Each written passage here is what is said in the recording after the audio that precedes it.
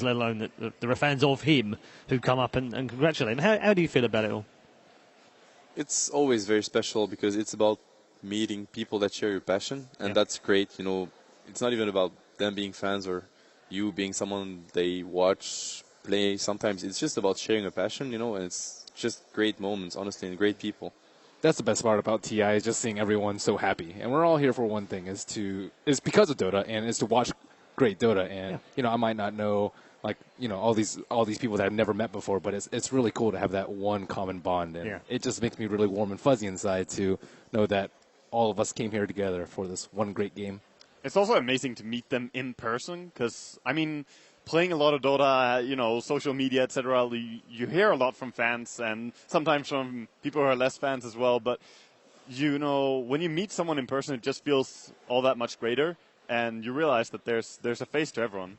Okay, talking about photo ops, I've just been told, actually, been handed a nice message which says there is a photo op stage next to us, actually, right in the concourse area at the analysis desk. It's really cool because actually, if you take the photograph right, and I haven't done one yet, but if you take it right, it looks like you're inside the map. So make sure you head up here to take your photographs. And also, there's a photographer up there to take individual photographs and group photos. And Casey will be there at 11, it says, to take some footage and interview a few folks. Now, I reckon it's past 11. Tomorrow. I'm being told it's tomorrow. Good job I can read.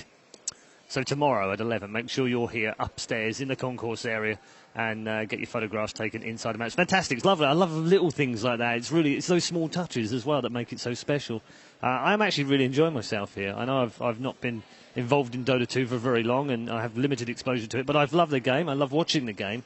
And I'm amazed by how many people I talk to that are not players, actually. They actually just watch the game. And I was sort of thinking, well, maybe I'm in the minority. But it does seem that people genuinely enjoy watching these players play. It's fantastic. I mean, a lot of the people that are just watching the game, they don't really have time anymore to play it as much. But they still enjoy watching, and they understand what's going on, and they follow the team. So it's a really good thing to have here. Yeah. I can relate fully to it. I mean, I watch Counter-Strike, I watch StarCraft, but I don't play any of those games. Sure. I just watch them a lot. Yeah. So I can fully understand people who watch Dota.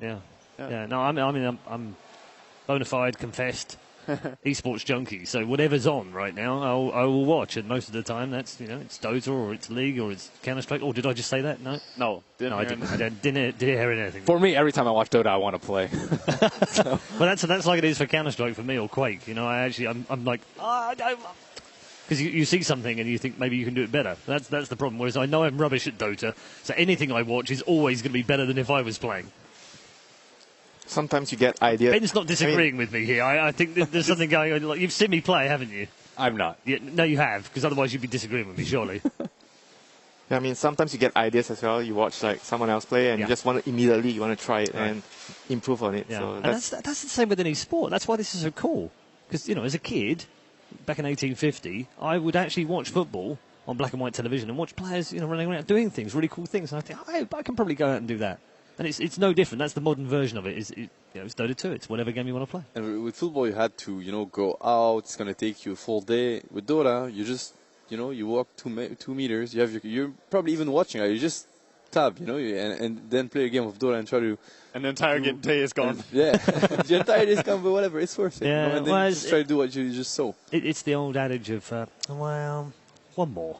Yeah, it's just, the classic. Just one more. And you know that game. Just one more. You can't go to bed with a loss. Yeah. Oh, absolutely. That's another, definitely a rule. We've all played that game, and everyone's watching play that game where you're like, I'm done. All right, just one more, and it's the worst game of your life. Yeah. And Winter's right. You then have to play another one because you can't go to bed on a loss. That's not right. It's never worth it. This is how you lose like 300 MMR in a night. You don't do this. You just go to bed when you have to go to bed. I'd be quite happy to start the night with 300 MMR. Right, that's the point. That's good. Oh, you're that bad. I thought it was possible. Well, I thought I would try and give you that one to throw at me, but you didn't come back with it. No, you could have used that one. I'm a good guy. So getting back to this game, where do we think? I mean, are we absolutely sure? Is there anything we can, complexity fans can maybe grasp onto and hope that they can hold on to this? Do they need to literally just take away from EG and just sit back now and farm, get the items that they need and then start pushing? Or are you really at a loss to figuring out how they can come back? I just think they totally lost control of the game. whatever happens now is not in their hands anymore. Yeah, they were in control. They're not anymore. It's a very good way to put it. First objective is like to establish vision again and make sure the enemy does not have vision. Because right now, EG are stronger, which is worrisome. Only that, because EG are definitely stronger late game as well. So you need to get vision so that they cannot use the fact that they're stronger. That's it's just any play that they make is like really risky. Like trying to sneak a roach is super risky. Trying to like set up a trap for anti-mage, that's a long shot. Like if you hook shot and then like hope you can find the place that he blinks to with all the other people. Like all these are just very low percentage plays. Yeah, but I think in their position they need to take a risk. Yes, I agree. Otherwise, I mean, nothing's going to happen for them. What do you think they learned from this game? It's a best of 3 after all. They can take learnings. They can move on to. There's a reason else. why teams aren't leaning towards Chen right now. It's just because it's so risky. You lose one push, you lose all your creeps, and then you take 5 minutes to gather up your whole team, push up all the lanes, get to your T3, and then by that time, Chen's heyday is already over. I like that they did go for it, but when the best teams aren't picking it and they used to pick it, there's a reason why they stopped. I feel it's also the issue with playing against anti-mage, because one mistake like this costs so much. You know, they do wrong this game. They played, sure, itemization wasn't the best, but it doesn't necessarily lose. It can lose you a game that's even, but a game that you're crushing, you could get away with it. But here they did one mistake that was, just splitting a bit, trying to deal with the anti-mage split push, not in the best way, and then suddenly we're actually saying that, all right, because you're in complexity fan, you're like, they just lost a couple of heroes. I mean, EG, they got 9 kills before, they got all the towers. How can they lose the game because they did a mistake? Well, that's anti-mage for you. It's really hard to deal with the hero if you're not fully prepared. Okay. Maga, anything to add?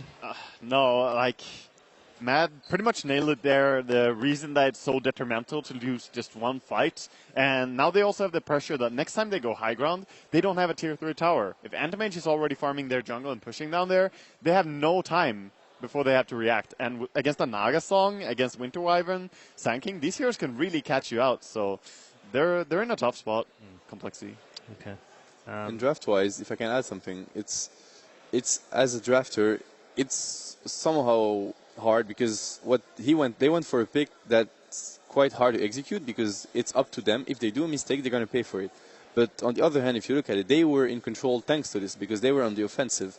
And I feel like if you're complexity, you want to play versus EG, winning is not impossible, but it's going to be called an upset, you're not the favorite, then taking control of the game like this is always good. It's risky, but it's good. Okay.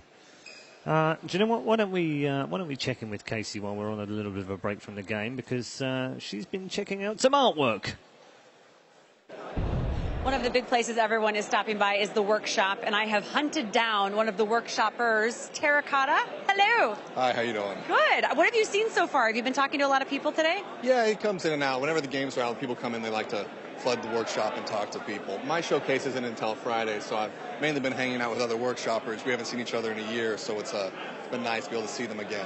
Show off what you've done. This is one of my most recent ones. This is the Fires of... They changed the name. It's something fantasy, and I really have no idea how to say it. If we try... it was the Baphomet. Now it's like Vash and... I don't Just know. cough when you say it, and it sounds like... Hail Satan. This is Doom. This is Doom. He was dark for them, so they changed it. But this is one of my most recent ones. We did this for Evil Geniuses. They wanted a Doom set. I thought it was cool, so I made them one. Tell me what you're surrounded by right now. What I'm surrounded by is the last 2 years of my Dota life, which has been pretty much my life in general. I love doing work, and I'm here to show it. How much time do you spend per week or per day? Oh, no. This is where it gets embarrassing. So I had a job when I first started doing this stuff, and I'd work pretty much, normal 8-9 hour days, and I'd come home and do Dota for another 6 hours every night. And then I decided I like doing Dota a lot. So let's do it a full-time thing. So I decided to quit my job. Which was doing what? Which I love. 3D modeling. I did art for a living at some game studios. But I was having so much fun doing this that I was like, okay, let's go all in. You know what I mean? And so since then, it's been like a roller coaster. You'll get into a bout of like big project. Like I did the Three Spirits thing with some friends of mine for New Bloom last year. Mega crunch, but it was worth it. It all worked out, and it was just the feeling of getting stuff in was great. And so since then, it's just kind of project after project. And so now what you're seeing is kind of the culmination between these posters, and I have like 25 different slides on here, and it's still not even all the stuff. What is it about contributing to Dota that's so rewarding in particular? Well, one is that I'm working on a game that I actually really like and really believe in, and so I try to play like once a day and everything. But I like the art style a lot. I just really like the idea of outfitting characters. I support the model that Valve is doing with free-to-play. There's a lot of free-to-play games out there that I just feel aren't as honest when it comes to it, and here it really is about, it's just cosmetic, and you dress it up. It's about you personalizing your hero, so you're letting yourself shine through with this stuff. Tell me a little bit about who we're surrounded by here. Who are some of the characters that some of the things that you've created? Basically, like, I only, most of my work are female heroes, so like you can say it's like everybody's female. Yeah. So what are some of the things that you make for the female heroes? Like all the armors, like all the skins, like you can buy at the workshop. Have you seen the pros use some of your work in their games? Yeah, like I made some sets for the pro players, like Ice Ice Ice and the Ferrari and the Eternal Envy. So yeah, it's made for them. And are you enjoying meeting people who have been using your things in game? Just about the players or the teams or the fans or you guys. It's about artists. hats. It's about Hats. hats. Yeah. Someone told me about that. Yeah, it is about hats. But genuinely, though, those drawings are painted. Wow, they are so good. I'm actually going to go down there later and see if I can, buy any of these posters because they're just fantastic. I can really relate to that second guy. He's like, I worked a full-time job, and then I did the same thing. I worked a full-time job, and then I started streaming for like 4 or 5 hours every night, and then I was like, oh, I really like this. And then you have to make a leap of faith. And kind of hope that everything will work out, and you're pretty sure that it will, but there's a small chance that it isn't. So I admire that guy. Yeah, I'm very lucky. I would choose following your passion for less money than earning good money and going for something that makes you bored.